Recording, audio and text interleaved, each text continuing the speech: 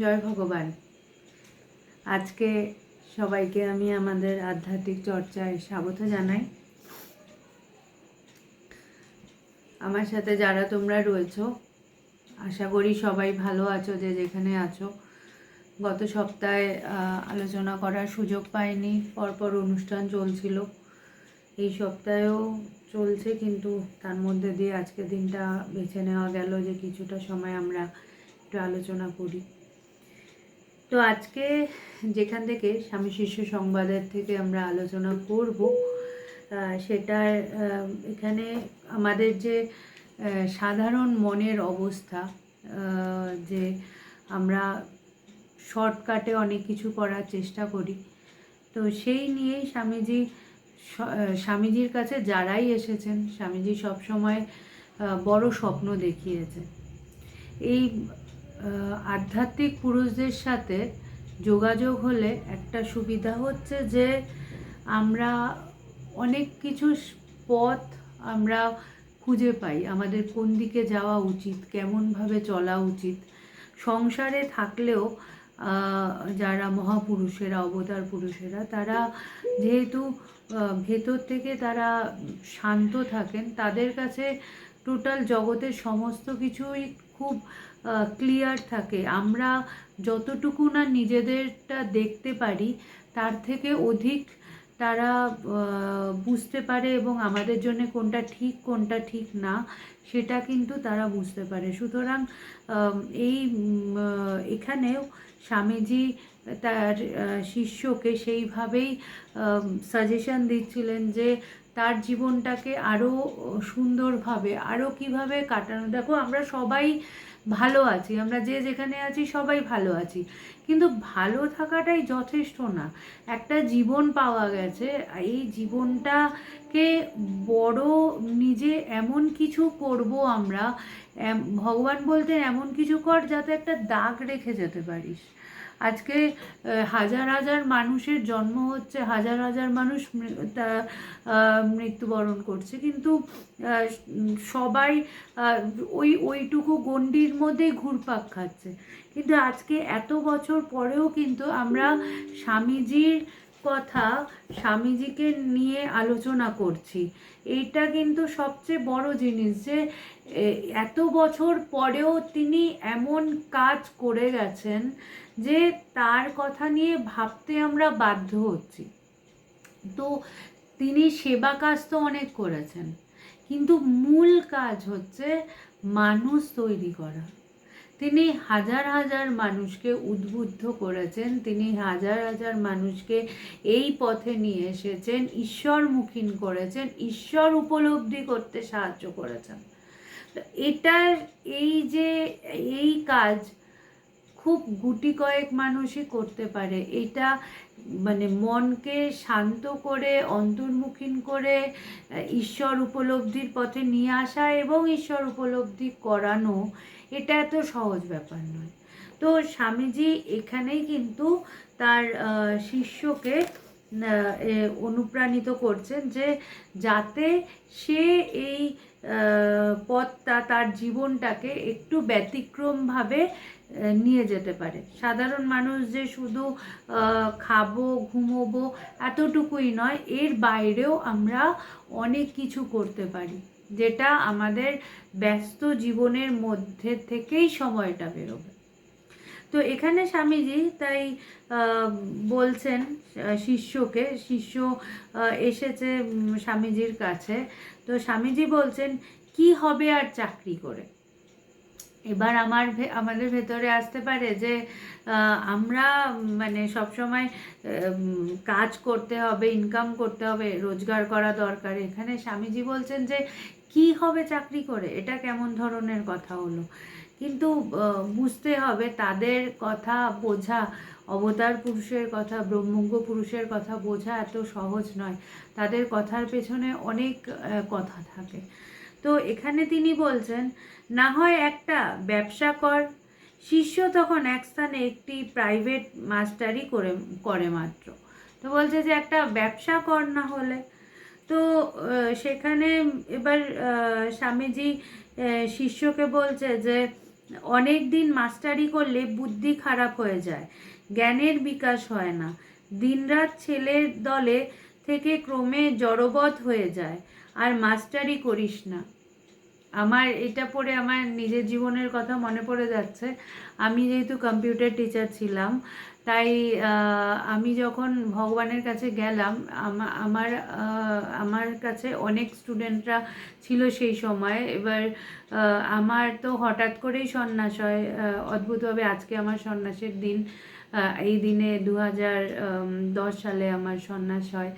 তো আমার যখন ভগবান আমাদেরকে এই দিনে গেরুয়া কাপড় দিয়েছিলেন, এবং এরপরে 19শে নভেম্বর বিধিপূর্বকভাবে আমাদের প্রেসিডেন্ট মহারাজজি আমাদেরকে মন্ত্র দিয়েছিলেন। তো আমাদের কাছে এই দিনটাই বিশেষ, কারণ ভগবান আমাদের সব কিছু, তিনি যখন ভেতরে সংকল্প করেন সেটাই মূল ব্যাপার। তো এই দিনে ভগবান আমার হাতে গেরুয়া কাপড় তুলে দিয়েছিলেন। তো আমরা আমি যখন এখানে মানে এই সন্ন্যাসের পরেও ভগবান বলেছিলেন যে যেহেতু আমার আন্ডারে অনেক স্টুডেন্ট আছে, এবার হঠাৎ করে আমি সব স্টুডেন্টদেরকে ছেড়ে দেবো, তাদের ক্ষতি হবে। তো তাই জন্যে তিনি বলেছিলেন যে স্টুডেন্টদেরকে তুই সন্ন্যাসের পরেও তুই পড়া, কারণ ওদের এরকমভাবে মাঝপথে ছেড়ে দেওয়াটা ঠিক নয়। তো আমি ভগবান বলেছিলেন বলে আমি পড়াতাম, কিন্তু একটা সময় আমি দেখলাম যে আমি আর মন দিতে পারছি না। মানে আমি ভগবানের কাছে এসে রিকোয়েস্ট করলাম, ভগবানকে প্রার্থনা করলাম যে ভগবান, আমি না মন দিতে পারছি না, আমি আর কারণ তখন যখন প্রথম সন্ন্যাস হয় তখন মনের একটা অন্যরকম অবস্থা, মানে মনটা তখন পুরো এটা অন্য স্রোতে, মানে এই জীবনের যে একটা এক্সাইটমেন্ট, এই জীবনের যে একটা অদ্ভুত মানে বৈরাগ্য, জগতে তখন এমন একটা অবস্থা যে তখন ভগবান ছাড়া অন্য কোনো কিছু ভাবতে ইচ্ছা করছে না। তখন ওই বাচ্চাদেরকে কম্পিউটারে ওইসবে মন দেওয়া, মানে তখন মনে হচ্ছে যে কেন এই সময়টা আমি যদি আরও বেশি করে আরেকটু ভগবানের দিকে মন দিতাম ভালো হতো, এখানে আমি কি করছি। কিন্তু ভগবান বলেছিলেন তার কথা আমাকে রাখতেই হতো। তো তারপরে ভগবান আমাকে বেশ কয়েক মাস পরে বলেছিলেন ঠিক আছে তুই ছেড়ে দে, তুই যখন পারছিস না। আমি সেশন শেষ হয়ে যাওয়ার পরে ছেড়ে দিয়েছিলাম। তো এটাই হচ্ছে যে যখন তোমার এই যে স্যাক্রিফাইস, মানুষ বলে না যে তোমাকে স্যাক্রিফাইস করতে হবে, স্যাক্রিফাইসটা না বেসিক্যালি জোর করে হয় না। তুমি জোর করে কোনো কিছু ছাড়বে, ভেবে চিনতে ছাড়বে, এই সব কিছু গুছিয়ে, যে মানুষ বলে আমার সব কিছু এই নাতি হয়ে যাক, একটু বড় হয়ে যাক, তারপরে আমি আধ্যাত্মিক চর্চা করব, বা এই যে ভাবনা চিন্তা করে না, এই ভেতর থেকে স্যাক্রিফাইস হচ্ছে তোমার যখন ঈশ্বরের প্রতি ভালোবাসাটা এমন হবে যে তুমি, যেমন হয় না যে কাউকে তুমি যখন ভালোবাসছো, ধরো তোমার গার্লফ্রেন্ড হোক, বয়ফ্রেন্ড হোক, যেই হোক না কেন, তো কাউকে যখন তুমি ভালোবাসছো তখন তোমার মনের মধ্যে মনে হয় যে আমি তোমাকে ছাড়া থাকতে পারবো না, আমার তোমাকে লাগবেই লাগবে।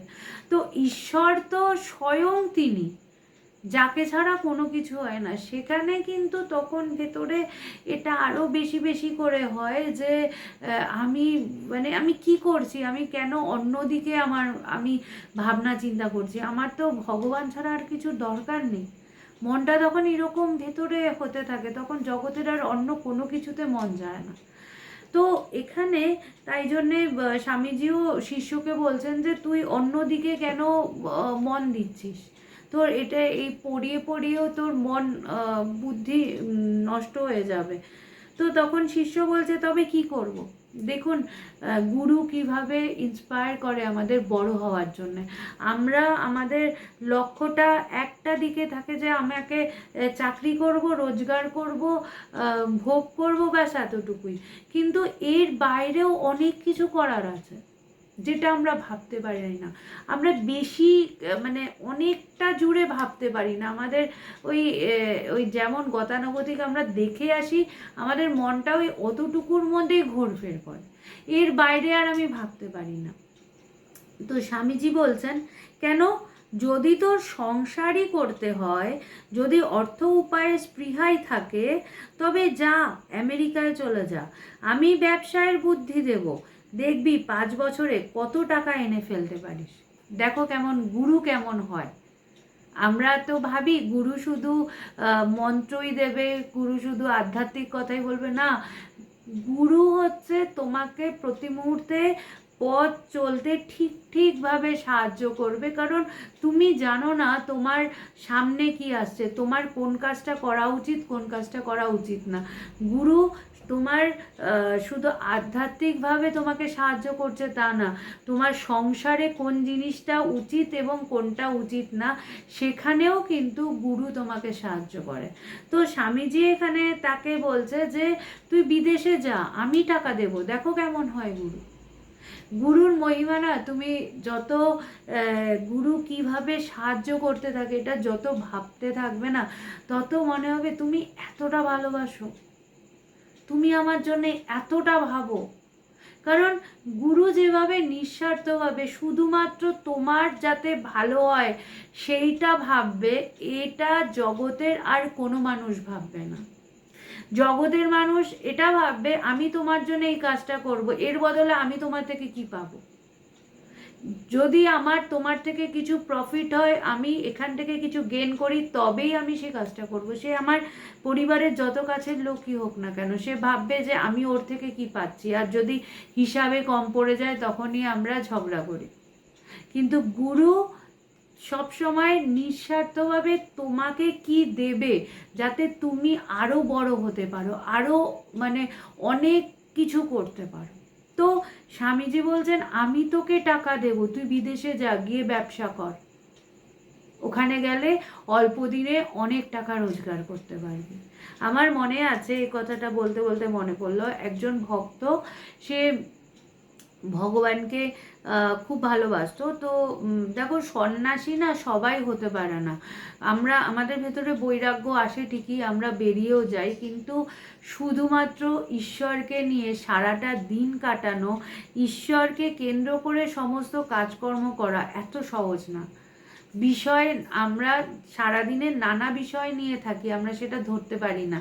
কিন্তু যখনই শুধুমাত্র এই আধ্যাত্মিকতা নিয়ে, ঈশ্বরকে নিয়ে থাকতে হবে, তখন কখনো কখনো আমাদের মন মানে হাঁপিয়ে ওঠে যে আর পারছি না। তো এরকমই এক ভক্ত ছিল যে সব কিছু ছেড়ে দিয়ে ভেবেছিল সন্ন্যাসী হবে। তো সে চলে গেছিলো আমাদের আশ্রমে, কিন্তু কিছু মাস পরে তার মনে হয়েছে সে আর পারছে না, মানে দম বন্ধ হয়ে আসছে।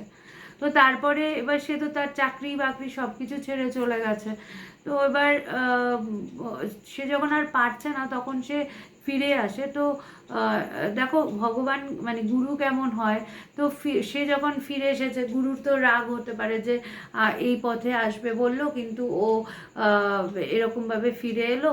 কিন্তু ভগবান বললেন যে ঠিক আছে তুই বসে থাকবি কেন, তোকে তো ও আসার পরে আবার বিয়েও হলো তার, তো তার সংসার চালাতে হবে। এরকমই বলছে যে ঈশ্বরকে ধরে পথ চলা, এই সন্ন্যাস, এই যে এই জীবনটা না, এটা ভগবানের দেওয়া, এবং ভগবানই সাহায্য করে এটাকে রক্ষা করতে। না হলে একটা সন্ন্যাস জীবন যাপন করা এত সহজ না। প্রতি মুহূর্তে মানে তোমার নানা, আমরা তো আর মানে গুহায় বসে নেই যে আমি কিছু দেখতে পাচ্ছি না, আমরা তো জগতের মধ্যেই আছি।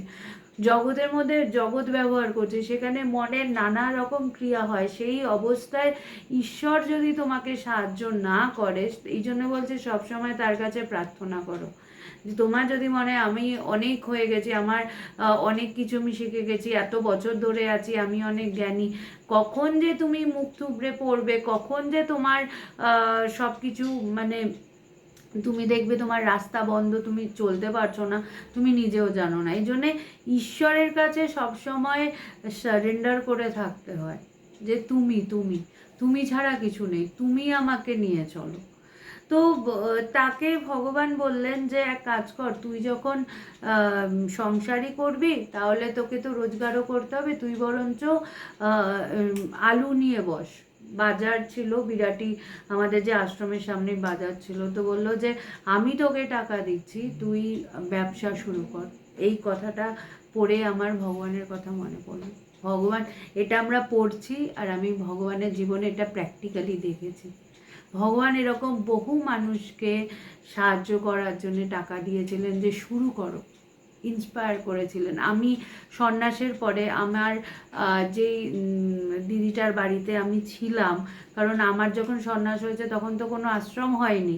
আমরা জেনারেলি মানে ভাবি যে সব কিছু দেখে শুনে আমার আশ্রম থাকবে, আমার কাজের লোক থাকবে, সব কিছু ঠিক থাকবে, তবে আমি সেখানে সন্ন্যাসী হব, মানে একটা লাক্সারিয়াস লাইফ। বাট আমার যখন সন্ন্যাস হয় আমি কোথায় থাকবো আমি জানি না, আমার এই জীবনটা ভালো লেগেছিল। আমি এই জীবন দ্বারা ইন্সপায়ার হয়েছিলাম যে আমাকে এই পথে চলতে হবে। তো আমি যেই দিদির বাড়িতে ছিলাম সেও কিন্তু এক সময় এরকম অন্ধকার ঘরে ছিল। আমরা তখন তো এত মানে ইয়ে ছিল না, ফেসিলিটি ছিল না, হোয়াটসঅ্যাপ, ফেসবুক, তো আমরা বাড়িতে বাড়িতে যেতাম প্রচার করতে। আমরা একবার গেছিলাম, গিয়ে দেখছি যে উনি একটা অন্ধকার ঘরে সে দাঁড়িয়ে আছে দরজার পেছনে এবং আমাদেরকে আস্তে আস্তে বলছে, আচ্ছা আমাকে কি তো আমি কি তোমাদের ওখানে যেতে পারি? তা বললাম হ্যাঁ, কেন যেতে পারেন না। তো তিনি আমাদের ওখানে আমাদের আশ্রমে আসেন। তারপরে ভগবান তাকে অনেক মানে বেদান্ত শুনে, ভগবানের কথা শুনে সে ইন্সপায়ার হয় এবং ভগবান তাকে শেখায় যে তুমি ফার্দার, কারণ তার কোনো সোর্স অফ ইনকাম ছিল না। তা আমরা ভাবতে পারি যে একজন আধ্যাত্মিক গুরু এটাও শেখায়, বলছে হ্যাঁ এটাও ডে টু ডে লাইফে হাউ টু ইউজ বেদান্ত, এটা হচ্ছে আমাদের প্রত্যেকটা মুহূর্তে শেখার যে আমি এই পথটা কিভাবে চলবো, আমি কিভাবে এগোবো। তো সেখানে ভগবান তাকে বলেছিলেন যে তুমি এক কাজ করো, তোমার তো বাড়িতে জায়গা আছে, তুমি আর্ট স্কুল খোলো, নাচের স্কুল খোলো। এবং আস্তে আস্তে সে কিন্তু ইনকামও করা শুরু করলো। সে তার যে ডিপ্রেশন ছিল যে আমি একা, আমার কেউ নেই, আমায় কে দেখবে, তার ওখানে যে সব বাচ্চারা আসা শুরু করলো, সেটার থেকে কিন্তু সে আস্তে আস্তে সবার সাথে মিশতে মিশতে সে একটা জীবন ফিরে পেল। এবং তারপরে আমার যখন সন্ন্যাস হয় তখন আমরা কোথায় থাকবো আমি জানি না, আশ্রম নেই, তখন সে ভগবানকে বলেছিল যে মাতাজি আমার সাথে থাকুক। এবং আমি বেশ কিছু মাস ওইখানে থাকি। তারপরে তার ক্যান্সার ধরা পড়ে এবং সে মারা যায়। তো ওই জন্যে আমাকে সেখান থেকে চলে আসতে হয়। কিন্তু এভাবেই কিন্তু সে সাহায্য করে। তো এই যে এখানেও দেখা যাচ্ছে স্বামীজি সাহায্য করছেন যে আমি তোকে টাকা দেব, তুই ব্যবসা কর। তো এই যে সাহায্যটা, এটা কিন্তু গুরু সব সময় করে থাকে। গুরু শুধু আধ্যাত্মিকভাবে নয়, তিনি সবভাবে সাহায্য করেন। তাই এখানে বলছে, এবার শিষ্য বলছে কি ব্যবসা করিব, টাকাই বা কোথা হইতে পাইব। দেখো এটা হচ্ছে আর একটা সমস্যা। গুরু আমাদেরকে সবসময় ইন্সপায়ার করে যে বড় হও, বড় দিকে যাও, অনেক কিছু করার আছে, শুধু যেটুকু তুমি জানো ওইটুকুই নয়, অনেক কিছু করার আছে। কিন্তু আমরা কি করি, আমরা সবসময় মোটিভেশন পাওয়ার পরেও আবার যেই একা হয়ে যাই তখন আমাদের সমস্ত জানলা দরজাগুলো আবার আমরা বন্ধ করে ফেলি। আমরা আবার ভাবি যে না, হচ্ছে না, এটা ঠিক হচ্ছে না, আমি পারবো। তো এখানে বারবার স্বামীজি শিষ্যকে সাহায্য করছে, ইন্সপায়ার করছে, বাট এখানে উনি এর থেকে মানে বারবার আচ্ছা তাহলে এটা কি করে করব, মানে বারবার একটা প্রশ্নটা রেখে সে ওখানেই দাঁড়িয়ে যাচ্ছে। তো স্বামীজি বলছেন, পাগলের মতো কি বকছিস, ভেতরের অদম্য শক্তি রয়েছে। এটা হচ্ছে আসল ব্যাপার। যে আমরা ভাবি, আজকেই সন্ধ্যেবেলায় একজন এসেছিল, তার সাথে কথা হচ্ছিল, তো বলছে যে আমাদেরকে বলছে যে মাতাজি একটু দেখবেন, একটু ওনার সাথে কথা বলুন যাতে এই কাজটা হয়। আমি বললাম যে দেখ, তোদের কাছে যে কাজ করার সিস্টেম হচ্ছে যে তোরা তোদের হায়ার অথরিটিকে বলবি, সে আবার তার হায়ার অথরিটিকে বলবে, এভাবে তোরা মানে তোদের যে ফুল চেন আছে ওইভাবে তোরা কাজ করিস। আমরা কি করে কাজ করি, আমরা আমাদের হায়ার অথরিটি একজন, সেটা হচ্ছে ভগবান। আমরা ডাইরেক্ট বলি যে ভগবান আমার এরকম এরকম ব্যাপার, এখন এই জায়গাটা এরকম হবে, তুমি রাস্তা দেখাও কিভাবে কাজটা করব। আমরা কোনো ভায়া মিডিয়াকে রিকোয়েস্ট করি না, কারণ আমি জানি, আমি এই সত্যটা জেনেছি, এক ভগবানই আছে যে সবাইকে সাহায্য করছে। আমি যত হায়ার অথরিটিতেই যাই না কেন, সেই হায়ার অথরিটিটাও ভগবানের আন্ডারে। যে যেমন আমার যখন সন্ন্যাস হয়, আমাকে প্রশ্ন করা হয়েছিল তোমার মা বাবাকে কে দেখবে। আমি একটা প্রশ্নই উত্তর দিয়েছিলাম, আমাকে যে দেখবে আমার মা বাবাকেও সে দেখবে। আজকে 16 বছর হয়ে গেছে, আমিও ভালো আছি, আমার বাবা মা, আমি তাদের একমাত্র মেয়ে ছিলাম, কিন্তু তারাও ভালো আছে। এই কেন ভালো আছে? তারা ঈশ্বরকে নিয়ে আছে, তাই ভালো আছে। যদি সংসারে থাকতো, সংসার নিয়ে থাকতো, তাহলে ভালো থাকতো না। কারণ সংসারে শুধু বিষয় চিন্তা দিয়ে আমরা কোনো দিন ভালো থাকতে পারবো না। শুধু টাকা দিয়ে ভালো থাকা যায় না। ভালো থাকতে গেলে ঈশ্বর যিনি সর্বে সব কিছুতে, তাকে, যে মেন সোর্স, তাকে ধরতে লাগবে। তাই এখানে তিনি বলছেন যে ভেতরের অদম্য শক্তি রয়েছে আমাদের প্রত্যেকের মধ্যে। অনেক শক্তি আছে, আমরা অনেক কিছু করতে পারি। আমরা না নিজেদেরকে একটা কমফোর্ট জোনের মধ্যে আটকে রেখেছি। আমি যতটুকু আমার ভালো লাগা, আমার অতটুকুর মধ্যেই আমি নিজেকে ভাবছি কি এর বাইরে আমি যেতে পারবো না। জীবনে কিছু করতে গেলে না নিজের কমফোর্ট জোন থেকে বেরোতে হবে, চ্যালেঞ্জ নিতে হবে, এক্সেপশনাল একটা সাহস লাগবে। বলছে ক্ষুরোদারস্য পথ, ক্ষুরের ওপরে চলার মতো পথ এটা।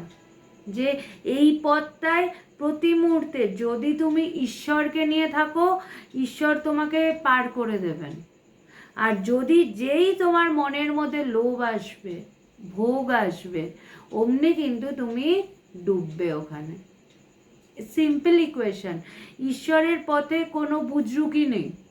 কেউ, আমরা ভাবি যে এখানে ঠকায়, এখানে কেউ কাউকে ঠকাতে পারবে না।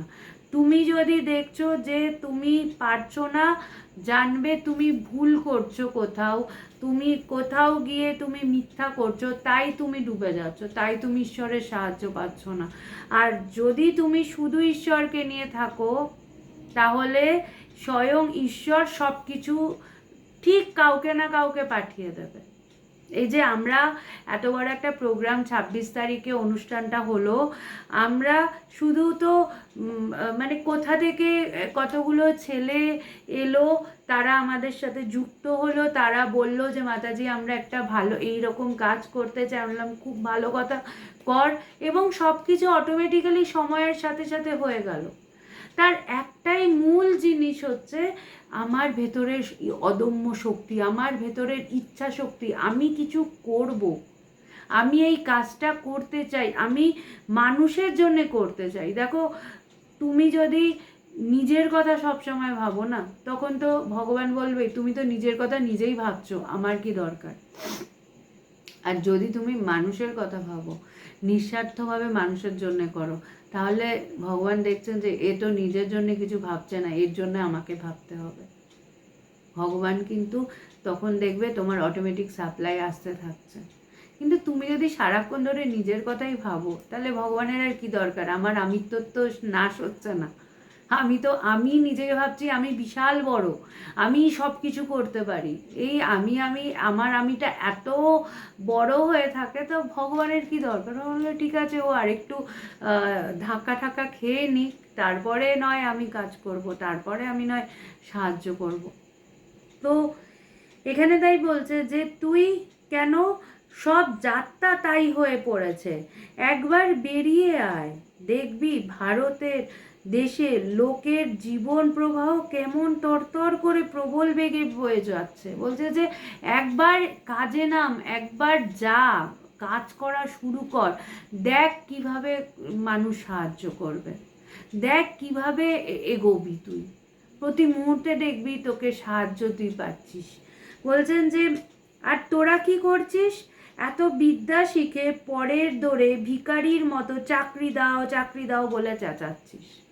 দেখো, এটা স্বামীজির কথা। আজকে যদি এ কথাগুলো আমি বলতাম তাহলে সবার হয়তো খারাপ লাগতো, কিন্তু স্বামীজি কিভাবে বলছে যে আমরা ভিখারির মতো চাইতে থাকি। আমার এটা লাগে, আমার ওটা লাগে। ভগবান আমাদের এত দিয়েছে, তারপরেও আমাদের চাওয়া শেষ হয় না। আমাদের অতৃপ্তি বাসনা, আমাদের অভাব কিছুতেই পূরণ হয় না, আমরা চাইতে থাকি। তাই স্বামীজি বলছেন যে সারাক্ষণ ধরে চাকরি দাও চাকরি দাও না করে তোর মধ্যেই তো শক্তি আছে, নিজে কিছু কর। আমাদের এখানে একটি ছেলে ছিল, আসতো আশ্রমে, তাকে আমরা কতভাবে আমার পরিচিত লোকজনের সাথে পরিচয় করিয়ে যে যা তুই এখানে কাজ কর ওখানে কাজ কর, তার ভেতর থেকে কিছু করার ইচ্ছাটাই তার নেই। এতজনের সাথে পরিচয় করিয়ে দেওয়ার পরেও ঠিক যখনই ইন্টারভিউয়ার হতো, তার নয় শরীর খারাপ হয়ে যেত, নয় কিছু একটা বাড়িতে সমস্যা হতো, কিছু হতো, সে আলটিমেটলি সে যেতই না। আমি তারপরে দেখলাম যখন ইচ্ছাই নেই, বেকার আমি চেষ্টা করে কি করব, হাজার চেষ্টা করেও কিছু হবে না। তাই আসল হচ্ছে তুমি যে মানুষকে সাহায্য করবে, সাহায্য করলেই যে সে সেই জায়গাটায় পৌঁছাতে পারবে তা কিন্তু নয়। এই জন্য বলছে না যে ঈশ্বর কৃপা, গুরু কৃপা, শাস্ত্র কৃপা এগুলো রয়েছে, এভাবে আমরা কৃপা প্রতি মুহূর্তে পাচ্ছি। কিন্তু সবচেয়ে বড় জিনিস হচ্ছে আত্মকৃপা। আমি যদি নিজে নিজেকে কৃপা না করি, আমি যদি নিজে নিজের সাহায্য না করি, আমার গুরু আমায় সাহায্য করুক, শাস্ত্র আমায় সাহায্য করুক, স্বয়ং ঈশ্বর এসে আমায় সাহায্য করুক, আমি বড় হতে পারবো না। কেন? আমার নিজের মধ্যে এই ইচ্ছাটা নেই, আমার নিজের বড় হওয়ার ইচ্ছা নেই, আমার নিজের কিছু করার ইচ্ছা নেই। তো স্বয়ং ঈশ্বর এসে সাহায্য করলেও দেখা, আমরা জানি না, আমরা হৃদয়ের কথা জানি যে হৃদয় ঠাকুরের সাথে সবসময় ছিলেন।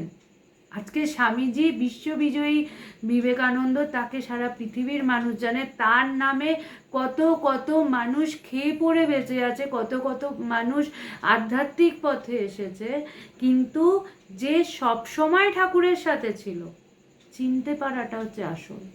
যে সবসময় ঠাকুরের সাথে ছিল সে কিন্তু দেখা যাচ্ছে কিছু করতে পারলো না। তাই সামনে থাকলেই যে তুমি তার শক্তিটা বেশি পাবে আর যে দূরে আছে সে কম পাবে তা না। আসল হচ্ছে তোমার এই ভেতরের টিউনিং, গুরুর সাথে নিজের টিউন করে নাও। তুমি যত দূরেই থাকো না কেন, ভগবান থাকতেন আসামে, তার গুরুদেব থাকতেন পুরুলিয়া জনাইতে, কিন্তু দূরত্বটা ভগবানকে আটকাতে পারেনি। ভগবানের ওই দূরে আসামে বসে তার নির্বিকল্প সমাধি হয়েছে। তাই জন্যে জানবে আসল হচ্ছে গুরুর সাথে সম্পর্কটাকে বেঁধে নেওয়া, পাকাপোক্ত করে নেওয়া, যে ওই জায়গাটা যদি ঠিক থাকে, তুমি পৃথিবীর যেখানেই যাও না কেন তুমি দেখবে প্রতি মুহূর্তে তুমি তোমার গুরুকে সাহায্য পাচ্ছ, প্রতি মুহূর্তে তুমি তোমার গুরুর স্পর্শ পাচ্ছ, অনুভূতি হচ্ছে। আমি তো জনাই আর গুয়াহাটি তাও মানে একটা জায়গায়, মানে সে তিনি দেহে আছেন, জায়গার মধ্যে আছে, কিন্তু এখন তো ভগবান দেহেও নেই, কিন্তু ওই যে পাকাপোক্ত সম্পর্কটা হয়ে গেছে না, ভগবান দেহে না থাকলেও ভগবান ভীষণভাবে আমার কাছে আছে, ভীষণভাবে প্রতি মুহূর্তে আমি তাকে অনুভব করি, প্রতি মুহূর্তে আমি বুঝতে পারি কি করে তিনি বারবার বারবার। আজকেই রিসেন্ট এই জাস্ট আমি এর জন্য আরও দেরি হলো, আমার লোক এসেছিল, আমরা বেশ কয়েকদিন ধরে একটা মানে আমাদের সত্যি কথা বলতে গেলে একটার পর একটা কাজ আসতেই থাকে, মানে আমাদের কোনো ইন্টারভেল নেই এবং চাইও না। আমার জীবনের একটাই উদ্দেশ্য যে জীবনের আমার লাস্ট নিঃশ্বাস অবধি আমি যেন ভগবানের কথা বলতে পারি। তো জাস্ট আমাদের 29 তারিখ গুরু পূর্ণিমা শেষ হওয়ার পরে একটু ফ্রি হয়েছি, তো আমি আর বেদপ্রাণা মাতাজি আমরা ডিসকাস করছিলাম ফার্দার কিছু কাজের জন্য। তো সেই কাজের জন্য আমরা যা মানে একজনের সাথে কথা বলছিলাম, বাট তাকে আমরা পাচ্ছিলাম না। অদ্ভুতভাবে আজকে একটি ছেলে নিজের থেকে এসে ঠিক আমরা যেরকমভাবে চিন্তাভাবনাগুলো করছি, সে বলছে মাতাজি আমি না এরমভাবে ভাবছি, আমি এইরকম একটা কাজ করতে চাই, আপনারা যদি চান তাহলে আমি আপনাদেরকে সাহায্য করব, আপনাদের সাথে একসাথে এরমভাবে কাজটা করব। বললাম খুব ভালো কথা, আমরা তো এটাই ভাবছিলাম। এইভাবে হয়। তুমি যদি ভেতরে তার সাথে কানেক্টে থাকো না, আমরা ভীষণভাবে আমরা বাইরের জগৎটাকে জানি, এই অন্তর্জগৎটাকে জানি না। তুমি যদি ভেতরে তার সাথে যুক্ত থাকো না, তোমার পৃথিবীর কারুর সাহায্যর দরকার নেই। তুমি ভেতরে যেটা বলবে একটা ইক্ষণ উঠবে, কারণ তোমার নিজস্ব কোনো চিন্তা নেই তো। তোমার ভেতরে একটা ইক্ষণ উঠবে, সেই ইক্ষণে যাকে দরকার সে নিজে চলে আসবে। মোবাইল ফোনে তার ছাড়া যদি আমি এত দূর কানেক্ট করতে পারি, ওটা তো একটা যন্ত্র। আর এখানে যে ভেতরে যে কর্ডলেস যে সিস্টেম আছে, এখানকার কর্ডলেসটা আমরা বিশ্বাস করতে পারি না। এটাকে বিশ্বাস করো, এই অন্তর্জগতের এই শক্তিটাকে বিশ্বাস করো। তোমরা যদি, এটা কোনো মিরাকেল না, এটা সায়েন্স।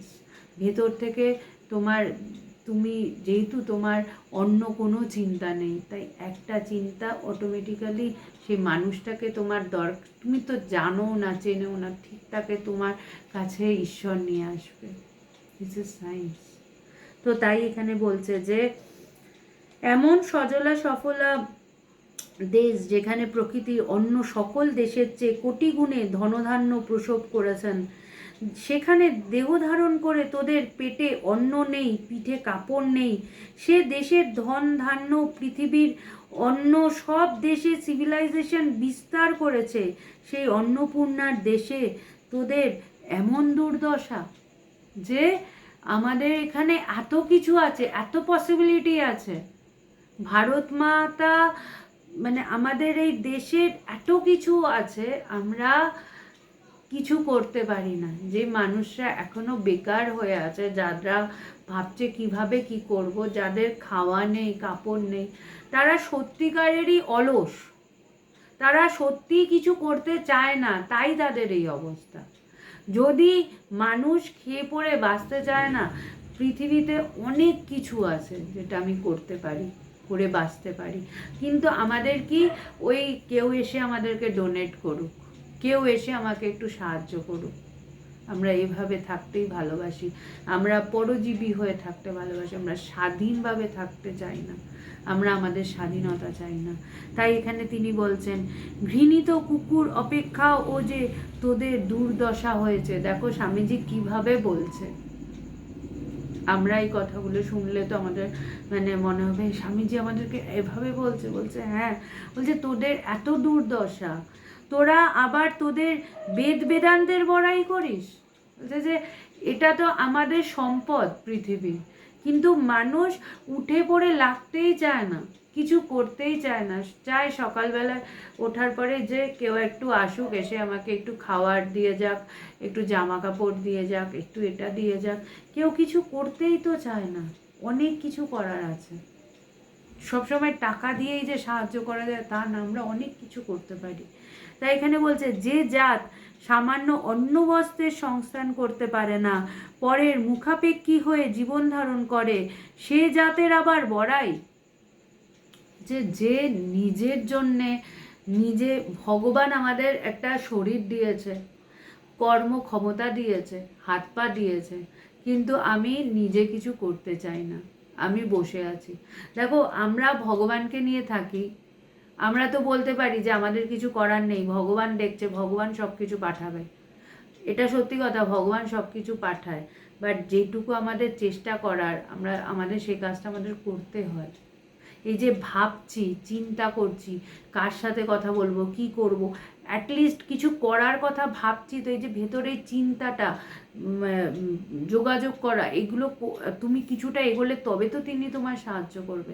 তুমি কিছুই করছো না, মানে আমরা কথার না ব্যাখ্যার ভুল মানে বার করি, না ভগবানই, তার ইচ্ছা ছাড়া কিছুই হয় না। বলছে যে না না, তার ইচ্ছা ছাড়া কিছু হয় না, সত্য কথা। কিন্তু তুমি এখনো সেই জায়গায় পৌঁছাওনি যে তুমি বলতে পারো এই কথাটা যে তার ইচ্ছা ছাড়া কিছু, মানে তোমার নিজস্ব ইচ্ছা আছে, তো তুমি একটা জায়গায় নিজের ইচ্ছা লাগাচ্ছ, আর একটা জায়গায় বলছো তার ইচ্ছা ছাড়া কিছু হয় না, তাহলে তো এটা মিথ্যা হয়ে গেল।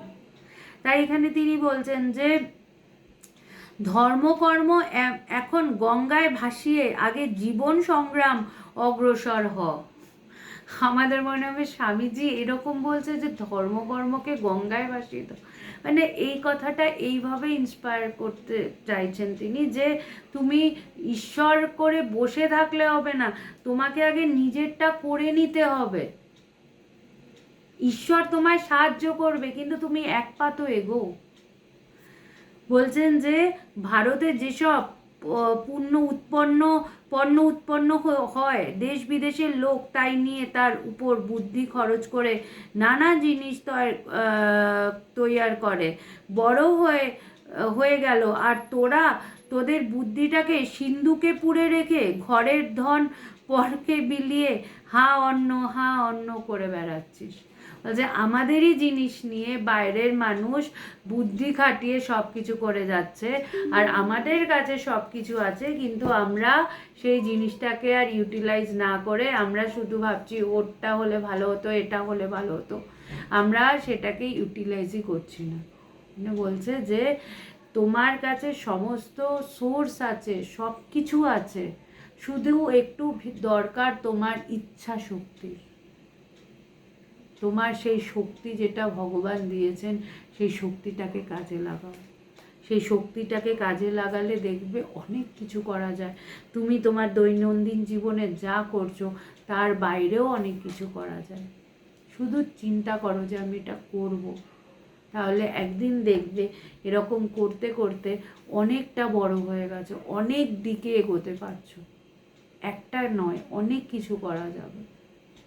এবং এইভাবে করতে করতেই কিন্তু একটা সময় তুমি দেখবে যে আগের দিনের আলোচনায় আমরা পড়েছিলাম না, যে স্বামীজি বলছেন যে পরের জন্যে যখন কাজ করছিস তার মানে এই না যে তুই সময় নষ্ট করছিস, কেন অন্যের জন্যে যে কাজ করছিস তাকে যখন সেই ঈশ্বর বলে সাহায্য করছিস, তার মধ্যেও তুই সবার মধ্যে সেই ঈশ্বরকে দেখবি। তখন যে ধ্যান করে যে ভেতরে আমি ঈশ্বরকে পাওয়ার চেষ্টা করছি, কর্মের মধ্যে দিয়েও আমি ঈশ্বরকে পাবো, কেন আমি সবার মধ্যে সেই এক ঈশ্বরকে দেখব। যে সাহায্য করছে সেও ঈশ্বর, যাকে সাহায্য করছে সেও ঈশ্বর, যার দ্বারা সাহায্য করছে সেও ঈশ্বর। সুতরাং এক ঈশ্বর ব্যতীত আর কেউ নেই। তাই আমি তার সাথে, তার ভাবনায় যখন ভাবিত হয়ে আমি কোনো কর্ম করব, তখন আমি দেখব যে আমার ওই কাজ করতে গিয়েও কিন্তু মন শান্ত হচ্ছে, আমি ঈশ্বরমুখী হচ্ছি,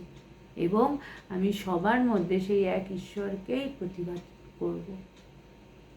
তো এটাই হচ্ছে ব্যাপার, যে স্বামীজি যেভাবে আমাদেরকে ইন্সপায়ার করেছে, আমরা যেন কিছু করি। আমরা শুধু নিজেদের জীবনটুকুকে ওই গণ্ডির মধ্যে ঘুরপাক না খেয়ে অনেক কিছু করার আছে। একটু চিন্তা ভাবনা করলেই দেখব অনেক কিছু করা যেতে পারে।